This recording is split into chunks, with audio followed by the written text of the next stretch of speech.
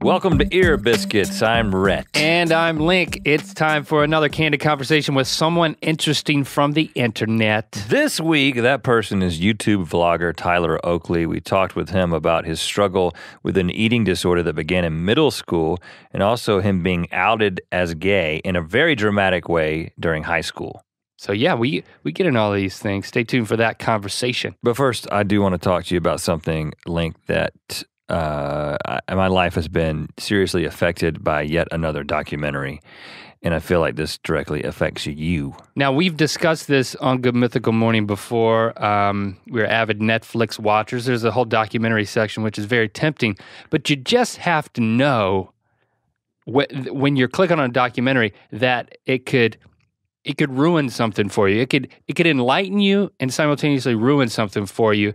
And so we talked about the hot coffee thing, and that's where you're going with this, right? Well, yeah, but this one in particular has not made its way to Netflix yet. CNN is now doing these things that it's called the CNN film, where they I don't know how long they've done this, but they document something in a very impactful way that's obviously made to sort of like change your opinion about something. And so CNN Films recently released Blackfish, which is a film about orcas or killer whales in captivity, specifically at SeaWorld. But they're at SeaWorld? Mostly, I mean, they were also at a place called Sealand, but then mostly at SeaWorld. It's really about SeaWorld today. Well, first of all, did they dispel the myth that killer whales are mammals? Are they fish? Are they black fish? Well, actually, is that what this thing is about? The premise of the documentary is that they're not actual whales; they're people in suits. It's a hoax. It's mind-blowing. It is absolutely mind-blowing. It's puppetry. I hate how these documentaries can ruin it for you. I mean, I went to SeaWorld. I was like, this is amazing.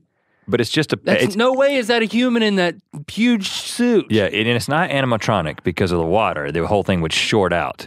It's a person inside there. One guy inside that thing, and he's got like pedals. Oh, man. Can you believe that? He is getting a workout, dude.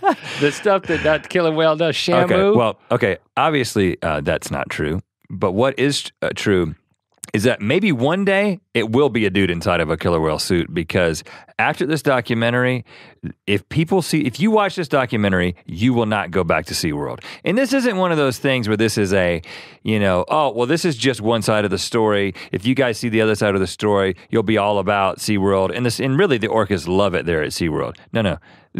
This is the thing where these mammals, they are mammals, that you are correct about that. Okay. And incredibly intelligent mammals with brains larger than ours, with emotional centers in their brains that are very powerful. Some may argue even more powerful than ours, who are experiencing life in a bathtub essentially for years and becoming incredibly frustrated and suffering some physical problems like dorsal fin collapse and that kind of thing. But I could see how it would be sad. I mean, when I went to SeaWorld, I felt a tinge of sadness. You did, just a tinge though. That it kind of felt like exploitation. And then when Shamu splashed you and your kids, you were like, but it's all worth it. Yeah! I ain't doing it again. No, and I understand that because, first of all, okay, how deep does it go? Is it just they're in small confined spaces and they belong in the ocean? I mean, I get that, but it's kind of there's two parts to it. There is these killer whales are killers, and they have killed multiple trainers, especially this one Tilikum. I can't remember. I can never remember how to pronounce his name, but he's the male, basically, who has sired most all killer whales that have been born in captivity. He was captured in the 70s, and he was kept around for a long time. He was at a place called Sealand, and then he was at SeaWorld, and he's killed like 3 trainers, and like a dude that was just happened to get into the tank one night. And happened to get into the tank. Yeah, some dude, and this graphic stuff. I mean, like this, this you can see the documentary, but like they come in one morning and Tilikum has a naked man that he's parading around on his back. He stripped the guy's clothes off? He had stripped his clothes off. Or the guy was skinny dipping in what he thought was a pond. No, and the freaking killer whale had bitten his genitals off. I mean, that's just a fact, people. The killer whale did that. And we're talking about a killer whale that is incredibly smart. They have complex language. They talk all about how they have a language that is specific to the pod that they grew up in, the family that they grew up in, and they stay with their mom for their entire life, through adulthood, their entire life. And then they're putting these different killer whales from different pods in this little bathtub, essentially, and getting them to jump around for fish. And then they're like, oh, but they got this great relationship with the trainers. Yeah, until they kill the trainers. So now, actually, because of some law that was passed, the trainers can't be in the water with it. Right. When I went, there were no trainers in the water. Right. So what's the fun in that anyway? So anyway, it's just one of those things. I'm not, the documentary does a much better job of summarizing this whole thing, but it was just one of those things that got ruined for me because I went to... Because this is about you. Yeah, right. This is not about... This is all about me and my personal entertainment and potential weekend outings with my children to be a good dad. You know? And so the flip side of the story is, because of SeaWorld, we know all about killer whales and we're appreciative of, marine life and we want to have them protected and all that. But, the long story short is that... if you want to go to SeaWorld, don't watch the CNN documentary. That's the long short. Yeah, right. Okay. I'm not going to go into SeaWorld and you can't go anymore either. I'm sorry. Okay. Well... If anyone wants an annual pass to SeaWorld, I'm going to be making an eBay listing very soon. No, I don't have an annual pass, but I don't need to see documentary, and I don't need to go back.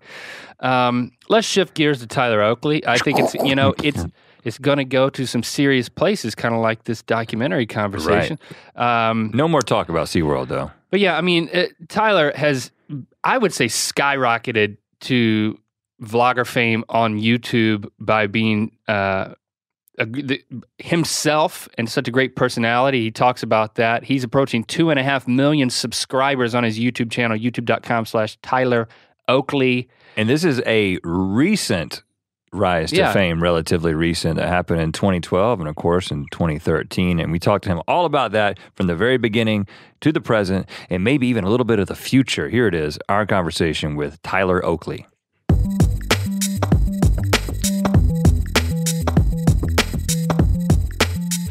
All right, I'm going to airplane mode it up. Sound good? Well, I'm on silent, but I'll go to airplane. I put it on airport. I've been calling it airport mode. Yikes. By Okay, accident. Grandpa. And that's total grandpa, Gotta go right? into airport mode. You can't go through security unless it's in airport mode. Well, that's the good thing about having a friend like Rhett here, who is always looking for the mistakes that I'm making, and so that he can brutally point them out. Now, are you the kind of person that puts your phone... Do you really cut the phone off when they say to cut it off, or do you do the thing where you hit the top and it goes black and they can't tell? On the airplane. On the airplane, flight. yeah. No, I never put on airplane mode. Well, I do when I need to, when I'm about to lose battery. But do you power the phone off and they're like, please power off all... So No, but once... You're kidding. Both of you seem very angry about this. You're putting everyone's life at risk. Once a flight attendant was like, there is one phone that our airplane has detected that is still on, and everyone on the flight was like scrambling to turn off their phone, as if they could track the person down. Right, that was And I was like, all of you are fools. That's a great technique, though. It worked, except not for me. I had the woman next to me one time, just a stranger. I was finishing up a text, and God. And she was like, are you going to cut that off? And I was like, yeah. She said, well, you haven't yet. I'm tweeting to the very last second, truly. Until my phone loses reception, I'm still working on my phone. And are you tweeting as if it could be your last? Always. I always think, I'm morbid like that because I fly a lot. And I think okay, well, if this is the one, what's my last tweet? Because I've seen some last celebrity tweets. After they're gone, I go to their Twitter and I'm like, oh, that was not a good one. That's a hobby of yours? If I were to list one hobby, that's it. Last tweets. Mm-hmm. Some people like famous last words. I like famous last tweets. Right. Well. So you sincerely think about that. You're not joking. I'm literally not joking. And do you remember the last one that you decided to tweet on the last flight? I have. I love you all. Is it I love you, Mom, or no? Probably not. It was probably something about a cute flight attendant. So I don't really take my own advice. I don't put out a good last tweet. You're flirting Yeah. All the way to all the way end. to heaven. Okay. You're just saying that you like the idea of being prepared to have a last tweet. You think about it, but you actually don't practice tweeting. I guess I don't. Maybe, I think usually my last tweets when I'm leaving somewhere is like, it's been real, insert place here. But like, I guess it's not very epic for like a last tweet of all last tweets. But you tweet a lot. I mean, how many times do you tweet in a day? Oh, goodness me. I don't know. Too many. Whoever has notifications for my tweets got to be going through it. Their phone life has got to be going down. Especially because I delete tweets like 3 times in a row because I see typos each time. So like I fix it and then I see a tweet or another typo and I delete it and then tweet it again. Really? So like if they get my tweets to their phone, that's a lot to deal with. You delete tweets. You're a deleter. I'm a deleter. Do you schedule tweets? I used to, but not anymore. You're just a real time in it. Yeah. But I do have, on my computer, I have, you know how you can go to like all your sticky notes or something?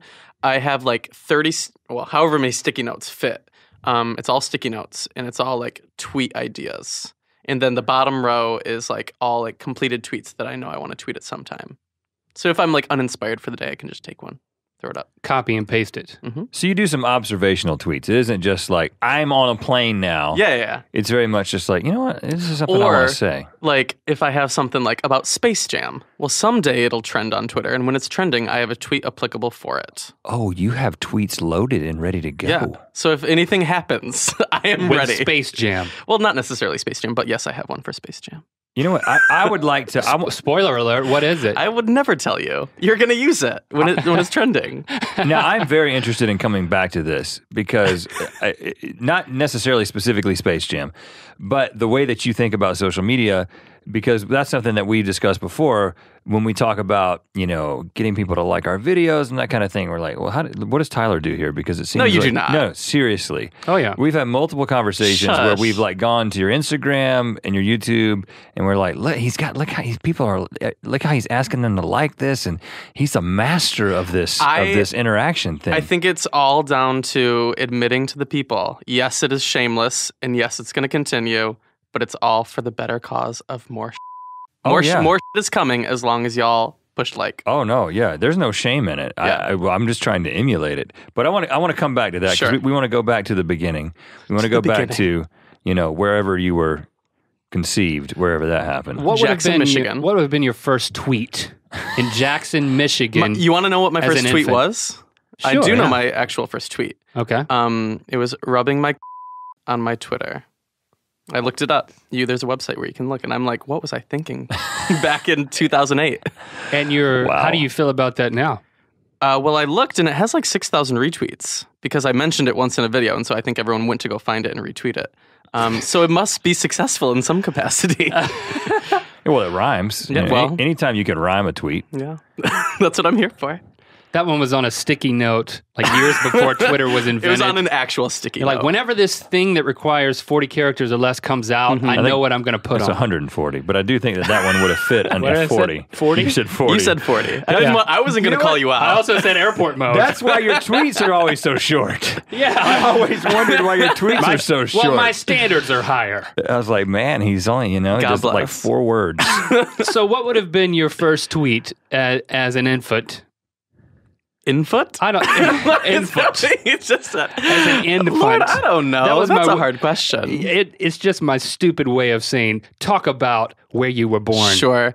It would probably be about something about I think one of my first memories was watching Aladdin. And I don't know how old I was for that, so it would probably be about Aladdin. I just distinctly remember being in like my living room back in the day. Okay. So it would be about Aladdin. Jackson, Michigan. Mm-hmm. Where is that on the hand? We are going right here, right in the middle of Right in the hands. middle of the palm. Okay. Yeah. If you're familiar with the way you can hold up your hand and see Michigan, that's what's happening here. Only people in the Midwest know that. So there's no lake there. Right in the middle, no. I can't offer that to you. Yeah. Bummer. So what was life like growing up there as a youngster? Life was watching some Aladdin. What else? Fine. So I kind of grew up in like I guess you would say like more urban area. Okay. And I lived in like a rural area. So like I went to school like in very, very what you would imagine Michigan public schools are, like the stereotype of like Detroit. You know what I mean? Kind of like hard, you know. And so clearly I thrived. But so hardened people, going to school at a young age, like kind of like prison. It felt like that. I don't know. You said a suburb of Detroit? No. But it's what you would imagine. Got you. That's how Jackson was. I don't know what it's like now. I haven't been like forever, but I grew up there, but I lived kind of like in the country-ish. Okay. Like in a little neighborhood. So we're not talking raising animals on a farm. No. Like in the woods, kind of, I guess. Making goat cheese. No, I wish. Love goat cheese. It's really easy. You just put goat milk in like a bag and keep squeezing out the milk. Truly? Eventually it becomes cheese. Yeah, I just learned about it this weekend. We'll talk about that later. What's the family situation? So the family situation at this point, my parents got divorced when I was super young. Maybe like 2 or 3. Okay. So that's all I ever knew. And so it was... Live with your mom? Living with my mom. Okay. My sister, who I was closest with, lived with my dad. And I didn't really get along with my dad. My sister didn't really get along with my mom. But me and my sister got along. So we would kind of relay information about what was going on with each family. Like, were they how much also older? in Jackson? Were they also in Jackson? Everybody was in Jackson. Okay. So this was until I was like 12. Okay. How much older was your sister that was with your 2 dad? years. 2 years older. So, but I had tons of steps and halves and stuff because my parents both got remarried within the next like 2 years. Okay. So growing up, I like in my home, I had about, I think 6 kids, probably. Really? Yeah, if I were to count them, yeah. Of which you were the oldest? No, I was the youngest because the new steps were older. Gotcha. So it was very like mixed family, like a whole bunch of siblings from all different parents, like previous marriages upon previous marriages.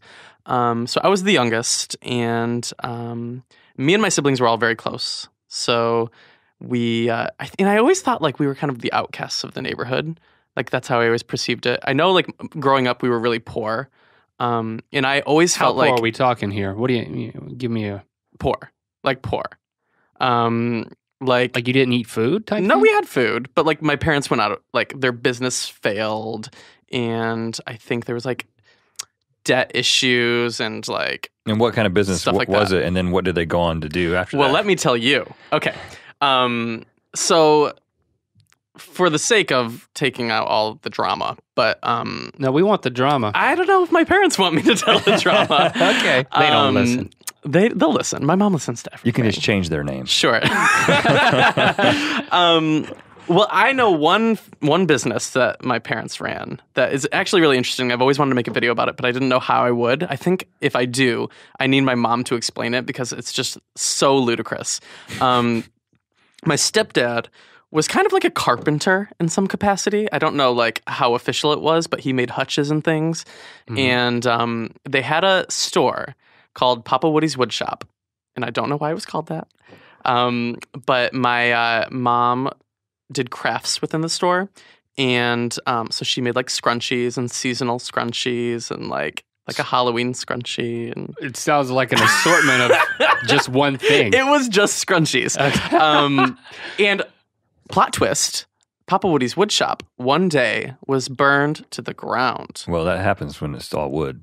Well, and scrunchies are highly flammable too. You know the scrunchie when you industry. mix scrunchies and wood, there's just a fire waiting to happen. So, was this an accident or what? And that is the mystery. So some speculate that it could have been some type of ex-lover situation, some like ex-husband or ex-wife that had done the deed. Your dad? I don't know who's who, but because there are a lot of exes in this like equation. Everyone has been married and remarried multiple times. But some scream foul play. And so at the time, I'm like 7 and I'm like thinking there is some type of conspiracy. People are trying to burn down my house. Like, so it was like rough times for young Tyler. And you were how old when you I don't know when that happened. When you were going through this? I think I was like probably 8 or something. So I knew that was going on, and I knew at the time my dad was trying to get custody of me, and so there was a lot of like tension there. So like my worst nightmare was parent-teacher conferences. Like going to parent-teacher conferences knowing that my mom and dad would be in the same building. Like I would have panic attacks. I would like burst into tears. Like it was just too much for me. They were not civil. Oh no, they hated each other. At one point, well, yes, they hated each other. At one point, they hated each other so much that went down, but that is beside the point, not my story. She put a scrunchie around. She put a scrunchie down his throat. Multiple uses for those.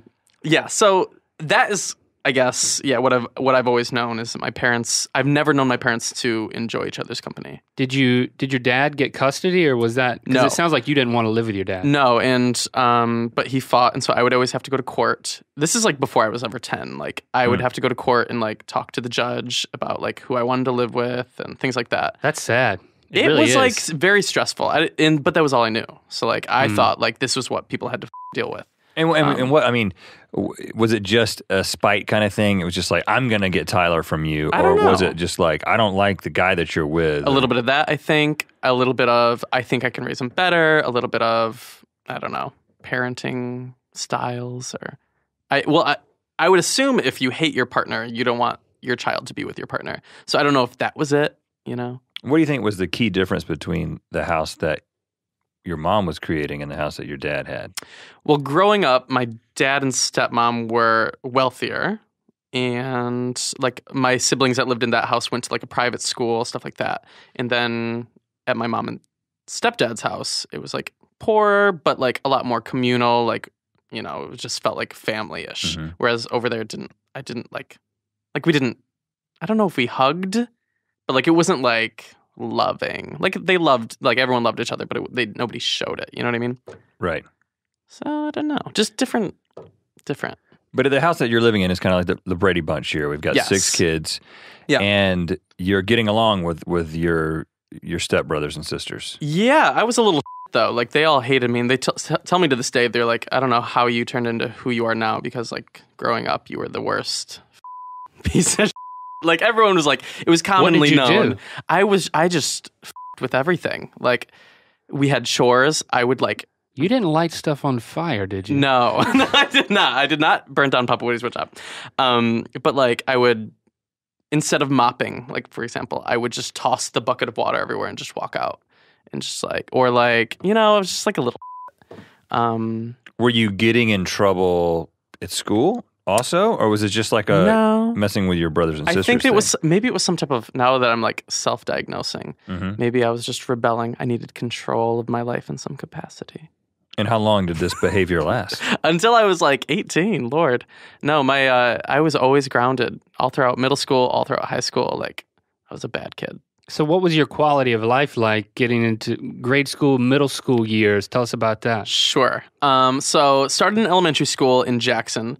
And then when I was in 6th grade, I moved to Okemos, which is about an hour away. So my whole mom and stepdad family moved to Okemos. And up until that point, I was pretty overweight. I was like very into the Old Navy tech vests, like just rocking that style, and like camo pants. Like I had a bowl cut. It was just not a good look overall. So I was not popular. Okay. What were you doing for fun? For fun? What were you into? I was very into, so I was on the soccer team, but I hated it. What else did I do?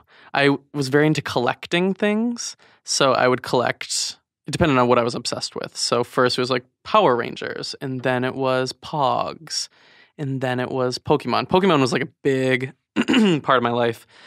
I would like go to competitions, like at the local video game store, and like. What was at stake? Cash or just more Pokemon? You know, I don't know. I never won.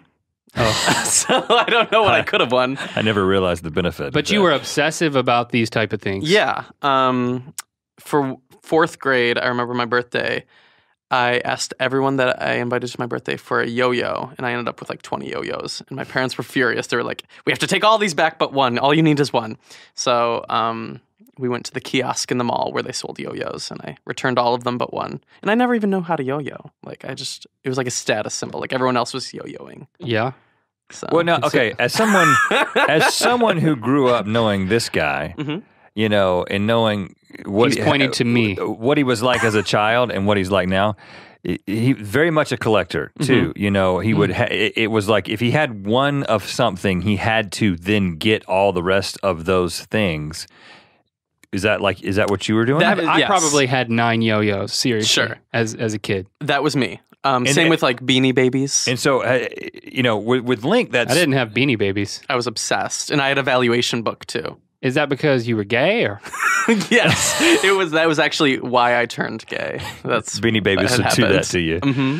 So you sort of ended up. You're still very anal, is the word. It's not that yo-yos are like that I would gay use or something, and very much about having things orderly and that kind of thing. So is that still a part of your personality? Did that kind of carry through? I mean, maybe, yeah. Like to this day, when it comes to YouTube, I'm very all in. I'm very like I want to like.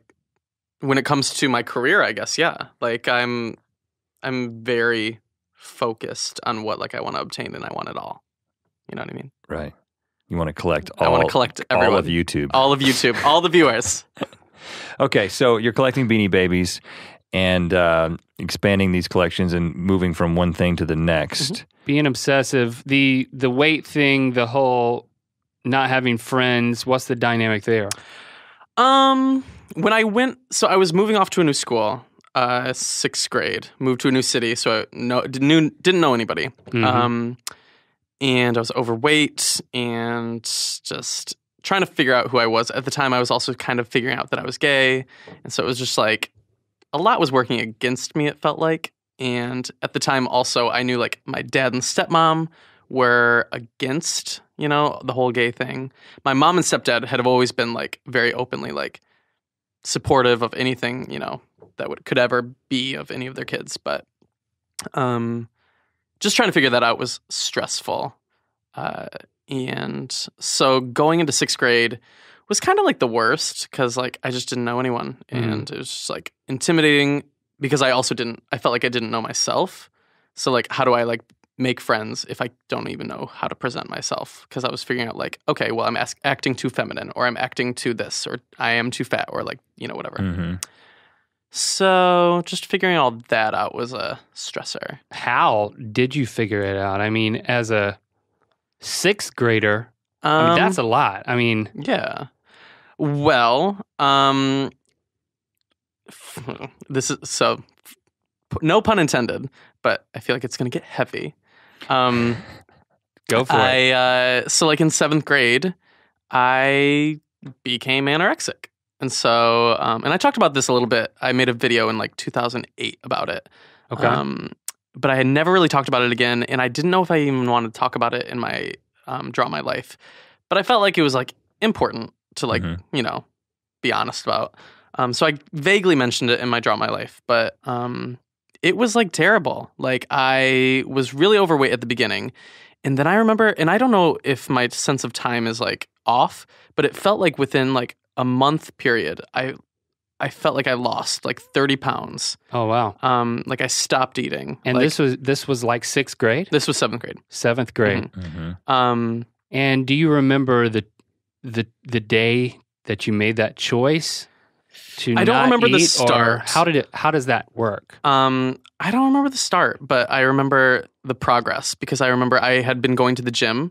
I had been like obsessively working really hard during gym class. And even though that sounds ridiculous, like I would push myself in gym class. And I had joined the track team. I went to a separate gym before school, and I had gym class 6 hour. So I had 2 workouts a day and then track after school, and I didn't eat in between. Oh, wow. So like there were times when I would actually like I remember I fainted once in choir, and my choir teacher like talked to my parents about like what was going on. And I remember one day really specifically, like I was in science class and they were doing roll call, I guess, or whatever you would call it, attendance. Mm-hmm. And my science teacher didn't even like recognize me at first. And I realized like, oh, this is like doing something, like all my working out, none of my eating, like it's all going toward, progress is what I thought was progress. So you saw it as a reward that you were accomplishing what you wanted. I mean, would people call you the fat kid, or was it just something in your mind? Yeah, I don't remember anybody making fun of me for being fat. But I remember hating myself for being fat. And so I did lose 30 pounds. I don't know if it was in that 1 month, but I'm sure it was a longer span of time. But I was down to 100 pounds, which is like skin and bones. But I still like saw myself in the mirror. I was like disgustingly overweight. Mm-hmm. And so were the adults in your life. You said that your teachers talked to your parents about it. So my teachers were talking to my parents. My parents were talking to each other, both families. So my mom and my dad were arguing about it. My dad was claiming that, like, my mom wasn't feeding me. So I was going to therapy, but I was going to, like, into the room and I'm not speaking to the therapist. Just like, it was just a show. And what were you thinking at the time? We were like, well, they think something's wrong with me, but there's nothing wrong with me. I'm just watching my weight. I'm fixing this situation. Right, yeah, okay. Is what I was thinking. And so, like, body image issues have been something that I've dealt with ever since. Just because, like, even when I was 100 pounds, I thought, like, I was disgusting, like, just so overweight and gross. And looking back at pictures of myself, I was like a skeleton. Like, my face was just empty and it, like, concaved in, you know what I mean? So, starting, like, 9th grade and 10th grade is kind of where I found a happy medium with, like, the weight issue, but it was a couple years and it was, like, really difficult. A couple years, everyone in your life kind of knowing that there was a problem, you were in denial about it, but they were still trying to, like, send you to therapy and this kind of thing? Yeah. And so what clicked? I don't know. Well, I mean, I guess the time that it all went away was also the time that I came out. Really? So that could have been it. Were you wrestling and coming to grips with realizing that you were gay? That was a parallel I think path? It was a parallel, yes. It was definitely something that I was currently struggling with at the exact same time. So tell us more about that experience. Sure. Parallel. How does that work for you? Well, throughout middle school, I knew I was, like, in love with, like, my best friend, who I'm still really good friends with. But I didn't know, like, if it was just a feeling. Like, at the time I was dating girls and, like, going on dates and, like, etc. But I didn't know how I felt. Like, and didn't know any gay people. I remember, actually, now I'm thinking about it, in middle school, like I said, my mom and my stepdad were always really supportive, and they were always like, whenever they lectured me, they would say, if you ever get married, whoever you marry, like, isn't going to tolerate this behavior, he or she will, blah, blah, blah. They would always use, like, gender neutral or, And is that something that they said to all kids, or is that something they said because they kind of saw where it was going with you? I think they only said it to all the kids because they didn't want me to feel like they were singling me out. Okay. But they definitely said it. They were saying it for me to hear, which was really helpful. But that still didn't, like, help me come to terms with my own. So they knew you were gay before you did. Yeah.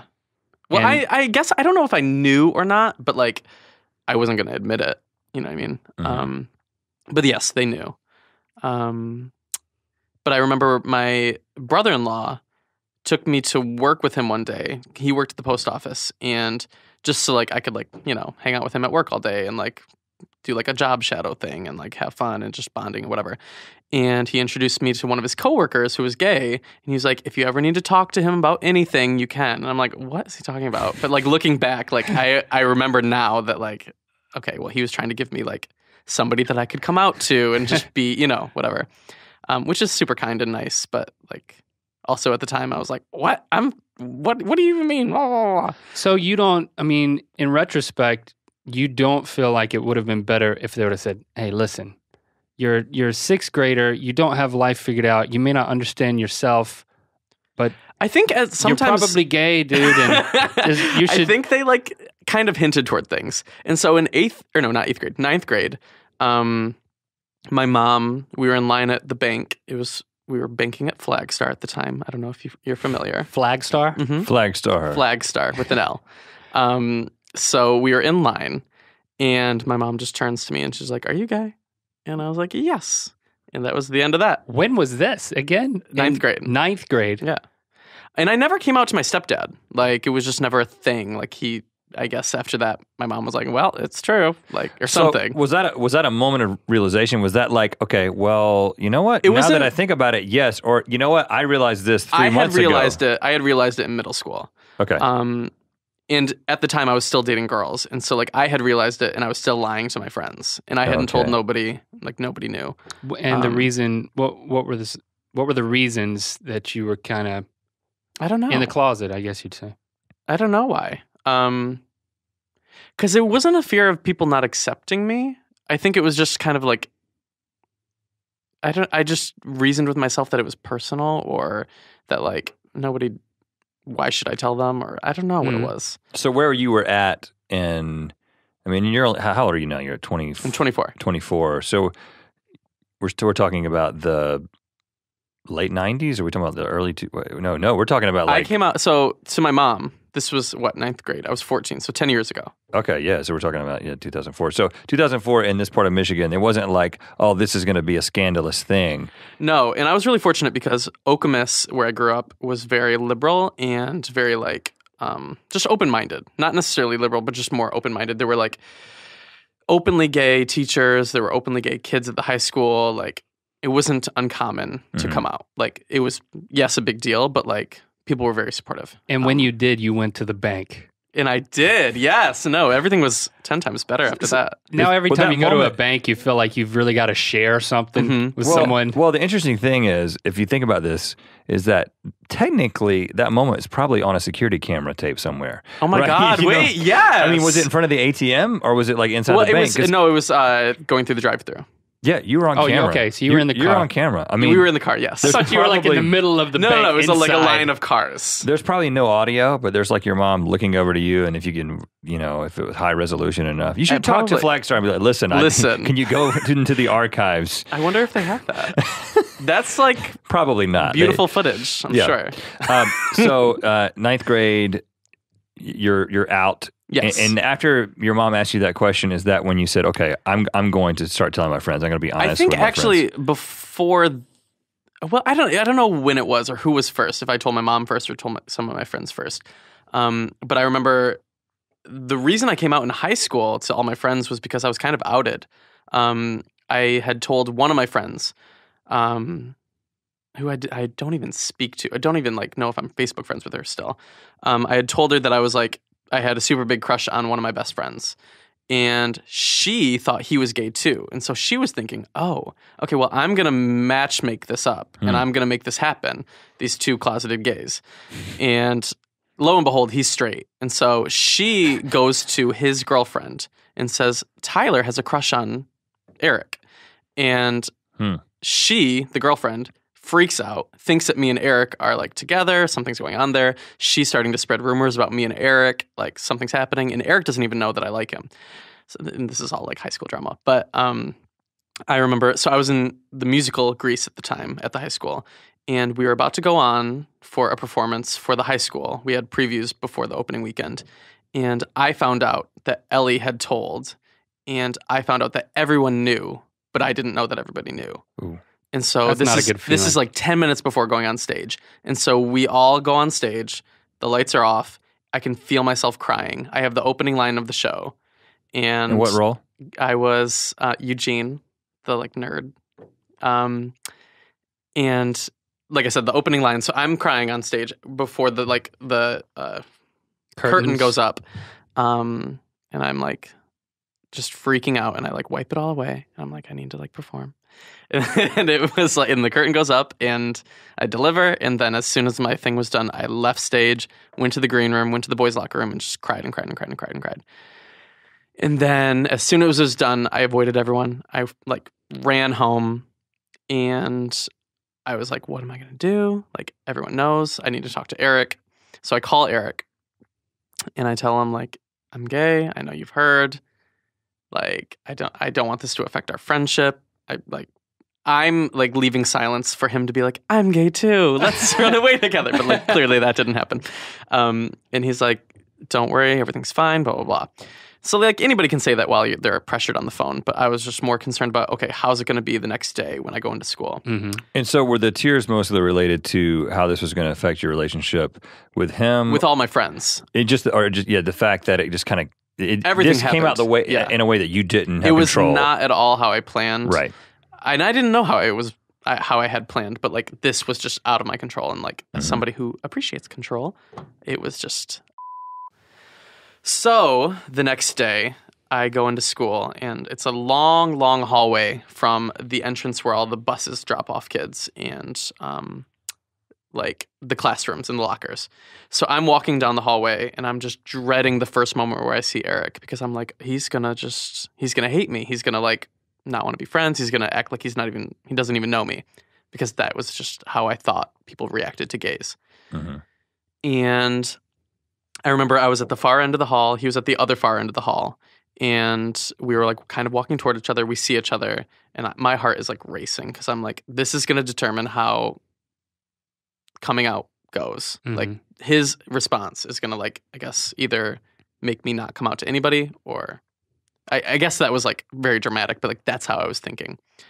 And when we were like approaching each other, he just like hugged me, like a very long extended hug. And he like whispered to me, he's like, don't worry, nothing is different. We're still best friends. Everything is fine. Let's go to class. And then it was like completely normal. Everything was fine. And like, I thought it was like the biggest, most important thing. And like, it was important, but like so not important at the same time. Like it just didn't matter. Okay. So a lot. Sorry, that's a lot. A lot went down right at the beginning of high school, which just the transition to high school is a big deal for a lot of people. So you're coming to these very formative conclusions at the beginning of high school, and then I assume your friendship with Eric continues through high school. Of course, still you friends. stay at the same high school for 4 years, and so you get involved in drama club. Like, what was the rest of high school like as you begin to figure out who you are? High school was great. High school was like the best, and I think honestly it was because I had the support group of my family, my friends in drama club, my choir. I became drama club president. I was very involved in like productions, talent show stuff. I was very close with like the choir teacher. I was yearbook editor in chief. Like very involved in like everything in high school. And I just loved high school. It was like the best because it was just social hour all the time for me. And especially now that I was like out and open and just like unapologetically me, it was like I could just like have fun. And like I'd never felt like that in middle school. Mm-hmm. So did you become popular? I guess so, yeah. But like in a way that like a choir kid and a drama club kid will be popular, like popular for the drama club. Now, when you say choir, are you talking like Glee Club? Or are you talking like no? It was like singing like it was like that, not Christmas like Glee. Carols with my mouth in chorus. an oval. Yeah, it was chorus. Chorus. They call that chorus. Yeah. Oh, they do. So I was in that, and We then were middle school chorus. I took chorus. Yeah, I was in the band. Let's see. Loser. That's the difference right there. But choir was good, and like I took on, I guess, leadership roles within choir and drama, and you started figuring out more about long term what you want to do at that point. Yeah, and I think my relationships with my choir teacher and my drama teacher and my yearbook teacher inspired me to want to be a teacher, because that's what I always thought I was going to be. Okay. So I went through high school thinking, okay, well, this is the route I'm going to go. I'm going to go to Michigan State. Michigan State. They have a great education program. I'm going to teach like middle school or high school or something like that. Also, I guess my relationship with my choir teacher from middle school, the one who would talk to my parents about my eating disorder, that really inspired me. Who I'm still in contact with today, Facebook friends, and so like the teachers in my life really defined what I wanted to do, I guess. Yeah, and who you wanted to be. Yeah. So when did that path deviate and ultimately end up in YouTube land? Sure. Did you go to Michigan State? Yes. So I went to Michigan State. Which is a 5-minute drive from where my parents lived. Okay. So not far at all. And I went to school thinking, okay, I'm going to go into education. I didn't have many scholarships, and being like one of a million kids, in my family, I'm paying for everything myself. So I have loans up my ass, and I know that I have to work through college. And I had worked all throughout high school since I was 14. I've had jobs from like Arby's to McDonald's to coffee shop, back to McDonald's, and then like now in college, I was working all throughout college. So I was a telemarketer, which I was so good at. What were you selling?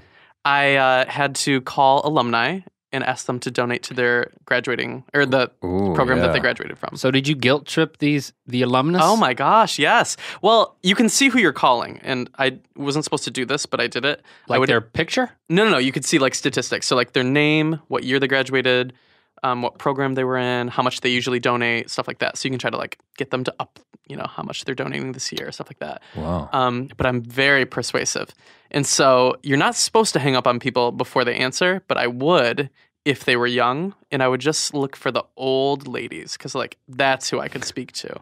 And I could just get, this is probably bad to admit, but I could get so much money out of them because like I was just like a sweet little old boy just talking to them about their grandkids and what it was like back in the day. And then I'd be like, oh, well, I don't want to keep you too long, but like I was just wondering if you'd donate to like the school that's helped you out so much and that's currently helping me out so much. And just like, I loved it. It was like a little game to me. They were like, honey, I will give any amount of money.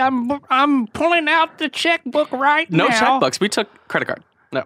I don't have a credit card. I'm going to direct my reverse mortgage right back into this account. I could get everyone. So at one point, I was like the number one caller in the room out of like 200 people.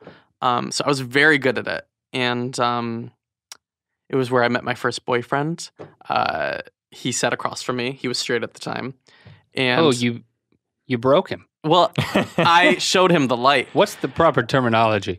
You probably not showed him the light. He gate him. Mm-hmm. I gate him right up. And I just met up with him in San Francisco. Him and his new boyfriend like 2 weeks ago. But yeah, we met in telemarketing and then dated. That's its own story. Doesn't sound romantic, but it was. We were each other's first boyfriends. It was like a big deal. It was like he's like one of the loves of my life. So yeah. Did you only conduct your relationship with headsets on? No, things got no. But that would be like kinky or something.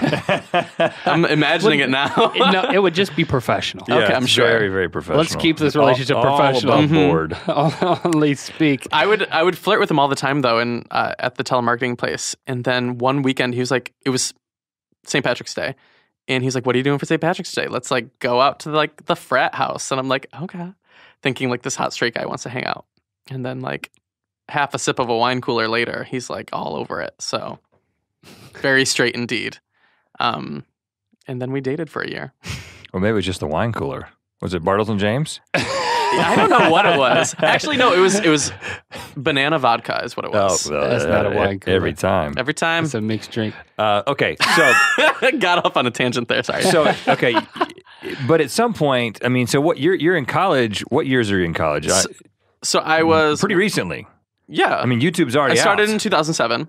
So yeah, I can get into that. So in 2007, I thought I was going into education, and I realized very quickly that I hated teaching. I had TA'd a little bit in high school. I was like an assistant teacher.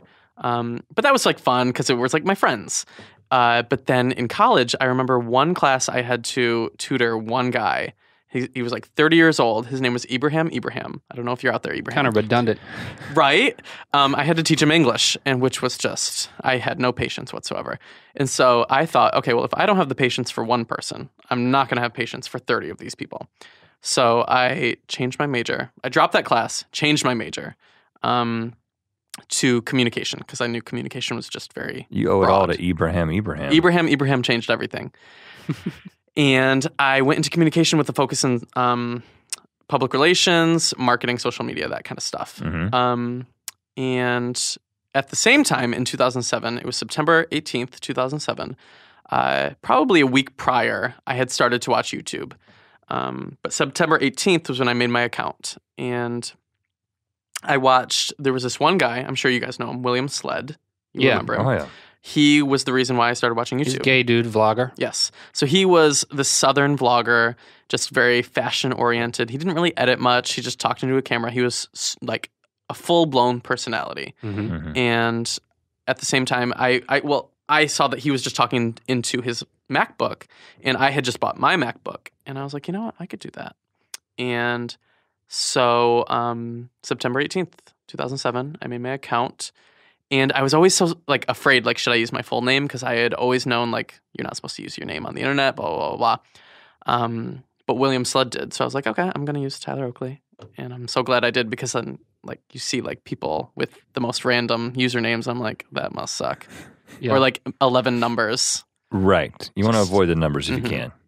So I put up my first video, and at the time, I saw he was talking to his friends, like just talking like about like stories with his friends, stuff like that, going to the mall, making fun of people's clothes.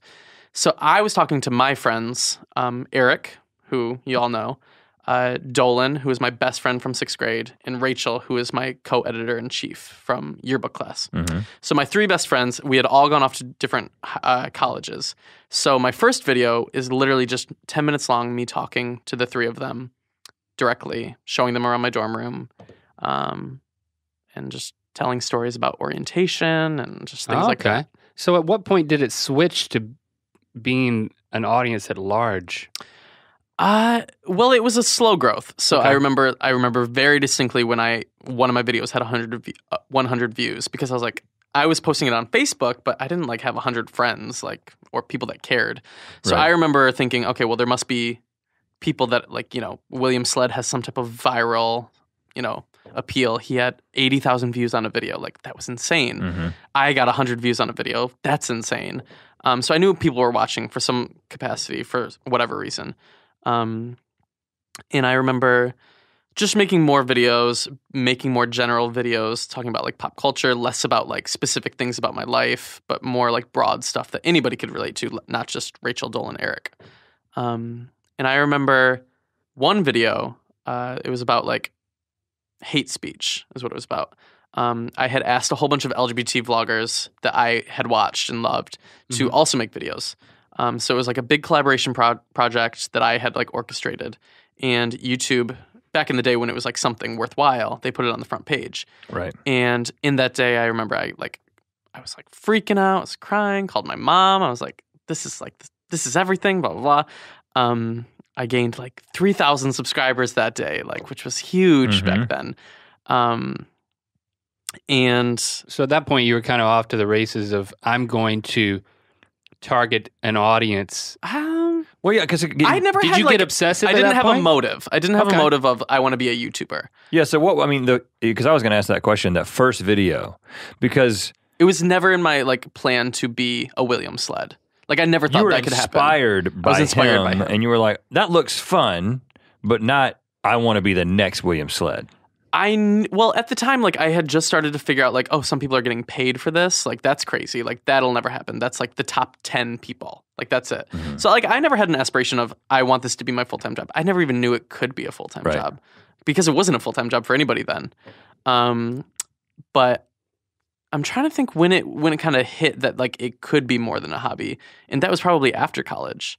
Because throughout college, I still thought I'm going to do social media for companies. Okay. Or I'm going to do, you know, public relations. That was my focus, public relations. And that was, like, I had internships for public relations, thinking, like, this is what I'm going to do. Gotcha. And at the time, all the YouTube stuff was just, like, a fun hobby.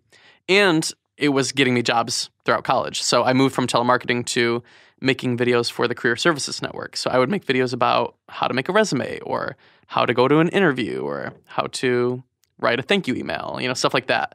So when did it switch to, I am a YouTuber, I'm going to give this a go, or I'm responding to a particular opportunity? Or I remember getting fan mail, I think, was when it kind of like not freaked me out, but like opened my eyes that this is like affecting people, and this is something that could be something. And it wasn't fan mail like, you know, P.O. Box stuff. It was in my YouTube inbox, which nobody uses anymore. But in my YouTube inbox, somebody told me that they didn't commit suicide because they were watching my videos. And I was like, holy this is something. Like, it's not just, you know, somebody talking about fashion, or somebody doing a makeup tutorial, or somebody just talking about whatever I was talking about. It was something that may have helped me, or may have made things smoother for me if I had it when I was back in middle school. You know what I mean? And what kind of mental shift did that create for you? Or change your goals? Or I don't think it changed my goals. It just made me more conscious of my impact and more careful of my message, because it was like, okay, well, the things I'm saying could affect somebody's life. You suddenly realize like a new sense of responsibility. Yeah, which is like scary and terrifying, and like especially when it's just a fun hobby. It's like, okay, well, now there's like some social repercussions like that could be, you know what I mean? But yeah, even to that point, even to when I graduated college, it was still just a hobby. And so you must have taken some sort of normal job right after college. Yeah. So I graduated college. My freshman year of college, I met Corey, who was my RA, and he was one of my best friends. We did a collab channel together. He started doing YouTube too.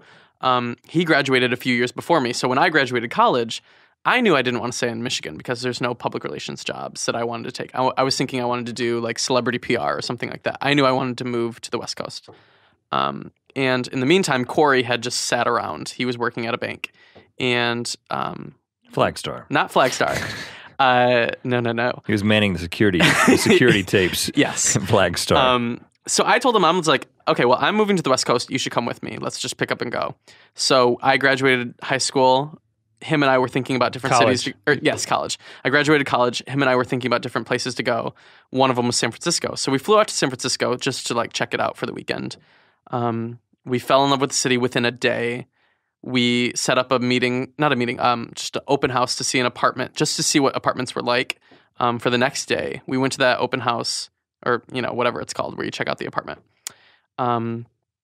and signed the lease before leaving. Oh wow, you were like, all right, we're in. Yeah. We're doing this. Which is kind of like, I guess, kind of like me. Like I'm just very like, if I just feel good about it, I'll do it.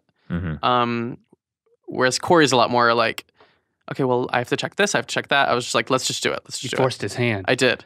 So did that turn out to be a good decision? Oh my God, it was the most important decision of my life. Moving away from Michigan was huge, because I would have gotten stuck in what everybody gets stuck in, I feel, is just what they think is an easy path to take. I was so glad that like I picked up and moved, and it was so expensive to make the move and to ship everything out and to, do whatever. But it was like a whole new life, and like I didn't have a job, so like I moved out there like just hoping I would find a job at some point, which I did. I found a job I was a communication intern for a fashion website, which is not my passion, but it was just like something. Mm-hmm. And then it turned into a full-time job there. I got hired on full-time. And it was just a startup. So it was like 5 people in a room. And I thought like, oh my God, I'm doing it. I'm living the dream. I have a career going on. I commute to work on the on the train. Like, this is so adult of me. And at the same time, still doing YouTube stuff, just as fun. And beginning to see any income through YouTube at that point? A little bit, but like not like anything. It was like play money. Mm-hmm. And by play money, I mean like maybe the tiniest bit, like nothing. Like right. I never had like a brand deal. I never did anything like a couple $100 here and there. $100 here and there, yes. Which still felt like awesome to me, because it was not my intention to make money from it. And I had that job for about a year. I got a new job with a LGBT nonprofit doing social media stuff, helping them out with that, doing like social media correspondent work and also producing stuff. So we produced a lot of like video content, and I kind of saw like, oh my God, there's like more production value that I could do, because I had always just talked into a camera. I felt like, oh my gosh, there's a whole world out here. And I was traveling to LA for that a lot. Mm-hmm. And I was like, okay, well, LA is where a lot of YouTubers are. So we would use like YouTubers and like the content and stuff like that. And that was when I started having more of a relationship with the YouTube community in LA and kind of seeing that work out. And then that job kind of ran its course, and the business was not doing so well. And like, it was just me and my boss. And so like, it was like a lot of stress between 2 people. Mm-hmm.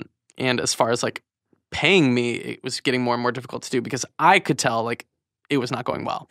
And so I was talking to Corey about it one day, and I was like, you know what if I just like tried YouTube? Because at the time a lot of YouTubers were doing it, and I had just gone to VidCon, which was probably like my second VidCon or my third VidCon or something by then. And this is Well, it could have been. I think it was second. It had to be second. I remember second. We met before you moved, or right after you moved. Okay, I think it was 2012 is when everything changed. Mm-hmm. It was summer 2012. I had just gone to VidCon. I had a meeting with my management company that I now work with, my network, Big Frame. And at the time, I had not taken any meetings because I had seen like other YouTubers taking meetings, going off and like signing away their YouTube lives. Yeah. And I'm like, okay, well, I've been doing this for how long? I don't need anybody taking a cut of my $100 every couple months. I don't need anybody's help like setting things up because at the time, like I had done a couple speaking gigs and I had negotiated that myself. So they were telling me like, oh, we can negotiate deals for you, blah, blah, blah. I'm like, I do all this myself. I don't need anybody's help. And I was glad I took the meeting because I had just reluctantly said no to everything. But I took the meeting and we talked about career possibilities and about possibly doing YouTube full time and possibly doing this or that or like directions that I wanted to go. And I had never really considered like, oh, not only can I do YouTube full time, but I can use YouTube in my hobby of YouTube to attain even bigger things. Like I never thought like I could do speaking things, or I never thought that I could work with brands, or I never thought that I could do red carpet things or anything like that. Like that just never processed in my mind that was something I could do, like celebrity stuff, like being on a red carpet, or you know what I mean? Like that just seemed so far away and distant from the hobby that was YouTube for me. So talking to them and seeing that like, oh, I could do hosting things, or I could do red carpet things, or anything like that, it opened my eyes that like, okay, well, if I want to take a chance, I can. And so at the time when I was hating my job and it was not really doing well, I decided I'm going to just try to do full-time YouTube. And so what changed? I mean, how did you do that? Like, what was the transition? Well, at the time, a lot of things were picking up on my channel. In January of that year, I had decided to commit myself to a video every week, whereas before I would do it maybe every couple months. So there was no consistency. So when I made the announcement and when I told my people, like, it's coming every week. At the time, I was getting probably 30,000 views of video in that January. And then I was making a video every single week, and it was very consistent, and I was being really creative, and I was just really dedicating myself to editing and just being better at editing and filming and everything like that. My views picked up and picked up and picked up and picked up, and I remember it went huge right before VidCon when I made a video about One Direction. And it was the first time I ever mentioned them. It was me just going through tween magazines, looking at One Direction and talking about One Direction. And it went, I guess I always think it went viral, but like numbers-wise, it didn't really. Like it got like 300,000 views, which was just out of control for me. And I had never seen anything like that. And from there, my subscriber amount grew a lot. My views were starting to like pick up and waterfall and like just spill over to like all my old videos, and like new videos were getting more and more views. And then in October, you were a Supernote captain. Yeah, that was 2012, right? Yeah. Holy crap. That was forever ago. That's how we met. That's nuts. Through that, yeah. Oh my God. What about the people who I would assume would label you or characterize you as, okay, the gay vlogger, whether they would say it that way or think of it that way, versus the vlogger who happens to be gay? I mean, how do you feel about that? How does that... You know what weirds me out?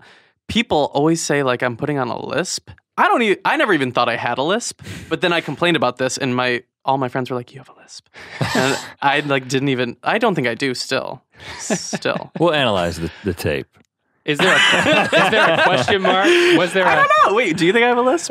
I have not. I mean, I have. I haven't been thinking about that. I think I have an extended S. Is what I've been told. It is what it is. I mean, if anything, it is the slightest. Like we're talking about a 10%. Okay, well, that 10%. It's so weird because once people know that I'm gay on YouTube, they like seem to like critique everything that I do. Like.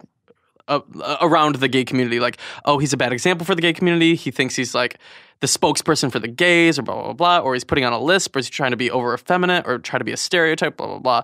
I'm just being me. Like, it's just very, like, it's weird for me to see that critique. And the weirdest part is it usually comes from the gay community. Right. Well, it seems to me that there's a little bit of, it kind of cuts both ways because, being gay is exceptional in one sense, in the fact that you're in the minority, right? And so you're in the minority on YouTube, which is going to bring a certain kind of audience at the same time, a certain set of responsibilities, and probably give you a certain kind of opportunity, but then give you these expectations that your fans place on you. So how do you live in that exceptionality? It's frustrating sometimes. Like I said, because all I'm trying to do is just be my best self. Like I understand that there's a sense of responsibility to be a good representation, but I've never claimed to be the voice of the gays on YouTube. I've never claimed to be, anything like that. And I see that thrown around all the time. Like, he thinks he's the voice of all the gays. Like, I'm just like, what are you, where is this coming from? So I always think, okay, well, if people are going to have this expectation of me, I can only be my best self, and I can only put my best foot forward, and I can only be the gay that I am. I can't represent everybody, and I never claim to, or never want to. Mm-hmm. So in the same light, okay, well, if I have this influence, then I should use it to help give exposure to other facets of the LGBTQ community. So when it comes to, sharing up-and-coming YouTubers that are different representations of the community, that's how I reconcile that, that kind of responsibility. Well, what's next for Tyler Oakley? What's next? YouTube is always next. I've always said I want to do it until I hate it, and I haven't even it hasn't even slightly bugged me yet. You know what I mean?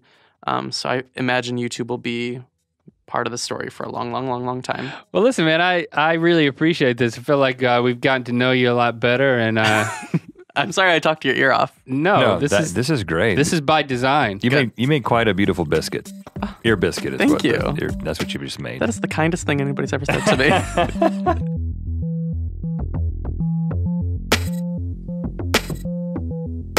And there it was, a conversation with Tyler Oakley. Yeah, we'll be contacting Flagstar Bank if there are any representatives out there. I don't know if Flagstar is still around, but we're going to see if those security tapes are still available. And we'll be analyzing this podcast to see what kind of lisp Tyler has, just for his, just for personal feedback, just to tell him how he's coming across. And we are thankful to Tyler for being so honest and having such a sincere conversation with us. After we were done recording, he said to us that there were some things that he hadn't shared publicly before. And, that's what you get with an ear biscuit, people. Yeah, this isn't just the same old biscuit. This isn't, you haven't had this biscuit before. This isn't a frozen thing. This isn't a put in the microwave kind of thing. This is your grandma invited you over, set you down, put in some fresh ingredients. She does it a little bit different every time. That's the bottom line here is we're your grandmother. We are your grandmother. That these two middle-aged men are your grandmother now, and that you just need to accept that. Some grandmothers have facial hair. My grandmother did. Once you reach a certain age, it don't matter. My grandmother had a pretty strong beard. I mean, it was like peach fuzz. But when you got close to her and you kissed on her cheek or something, you were like, yep, she's got peach fuzz all over the bottom of her face. Really? And I liked it because it was soft. Did she charge admission when you came over? She was not the bearded lady. It wasn't that kind of thing. You had to get close. You had to be her grandson. You had to be in a kissing scenario. Thank you for being a loyal listener and ear biscuit partaker. I like to say ear biscuiteer, but nobody's really into that yet. Yeah, no one is into it. Rhymes. I can just feel the vibe. Thank you for your feedback, your comments on SoundCloud and on Twitter and other places where you can communicate with us. Thanks for sharing this link via iTunes and SoundCloud.